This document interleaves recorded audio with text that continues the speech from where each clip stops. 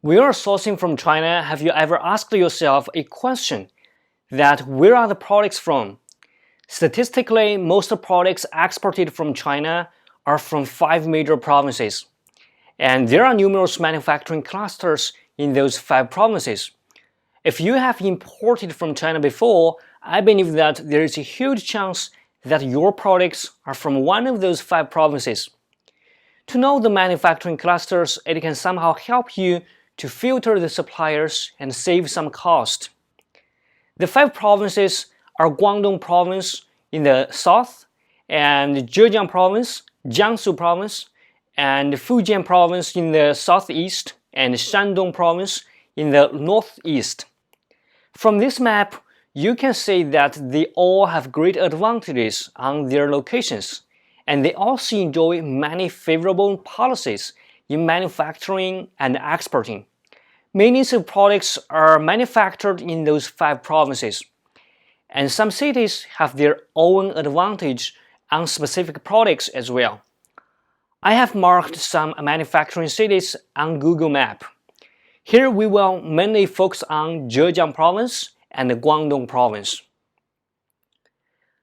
In Zhejiang province, there are a few cities you should know. For example, Hangzhou City, the capital city of Zhejiang province. There are famous tourism places like West Lake, Leifeng Pagoda, and so on, and some giant companies like Alibaba, NetEase located there as well. Ningbo City, where many trading companies, shipping forwarders located, and you can find good electronics in its county-level city, Cixi, and plastic products in Yuyao City. Yiwu City, which is famous for its world's largest wholesale market, more than 70,000 shops here exhibiting many products. It's a great place to buy a container of mixed items from toys, home decorations, festival accessories, hardware tools, home appliances, and so much more. Yongkang City, which is the China's capital of hardware and doors. Also, there are manufacturers of household cleaning products. And you can find all kinds of shoes from Wenzhou City, and packaging material from Nonggang Town and Changnan City. And Rui'an City mainly produce automobile components for cars and motorcycles. Taizhou City, mainly for plastics and rubber products like plastic storage box, plastic chair, rubber gloves, rubber coaster, and so on.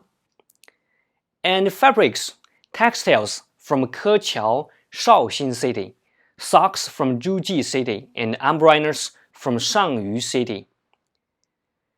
And Anji Kanglei is in Huzhou City, famous for office chairs. For leather, clothing, and suitcases manufactured in Jiaxing City, and bamboo products from Huzhou City. That's all about Zhejiang province. Guangdong province, there's no way to miss it as it takes up to the largest export volume in China.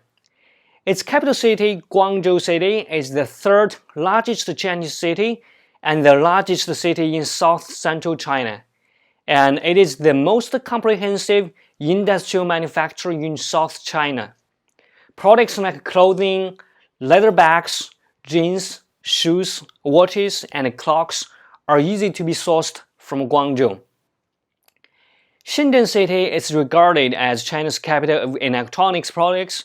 All kinds of electronics like power banks, mobile accessories and spare parts, and digital accessories, LED products are of huge advantage in Shenzhen. And Dongguan City for electronic parts and components, apparels. And Zhongshan City is famous for one industry, one town. For example, LED lighting, indoor lighting from Guzheng Town, locks and hardware from Xiaolan Town. If you're sourcing furniture and building material, Foshan City is the name you need to put in the file. And toys from Shantou City, hardware from Jieyang City, knives and kitchenware from Yangjiang City, ceramic products from Chaozhou City. And there are so much more information, but don't worry, in the material section, I will share the link of this map. If you're sourcing any products that happen to be mentioned, you can take it as a reference to source from the manufacturing cities. But that's not always a must, and it is recommended to source the products from the top 5 coastal provinces. It's easy to check this one once you have the detailed company address or the company name only. As we discussed in the import basics, the company registered location is always included in the company name. So have a search of the company address or the registered location. You can tell if the company is in the coastal provinces or not. That could be a condition to filter some inland or remote companies for the sake of saving some logistics cost. And here in this map, I also marked the top 10 seaports in China.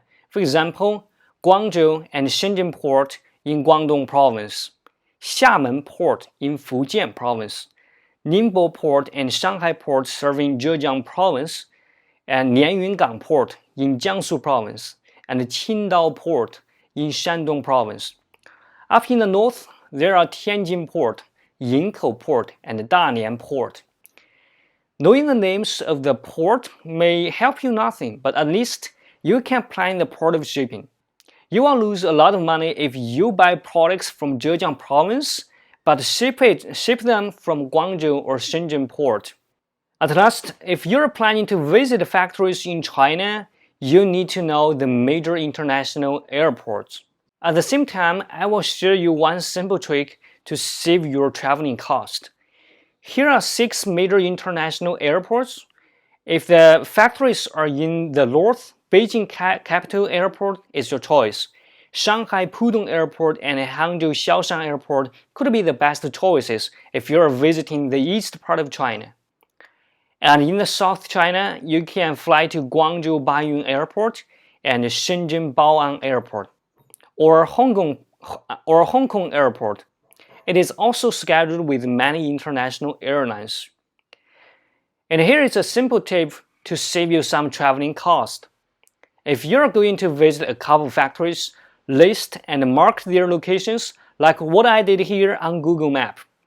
Find the best airport to land, and you'd better appoint the meetings time with all the factories up front.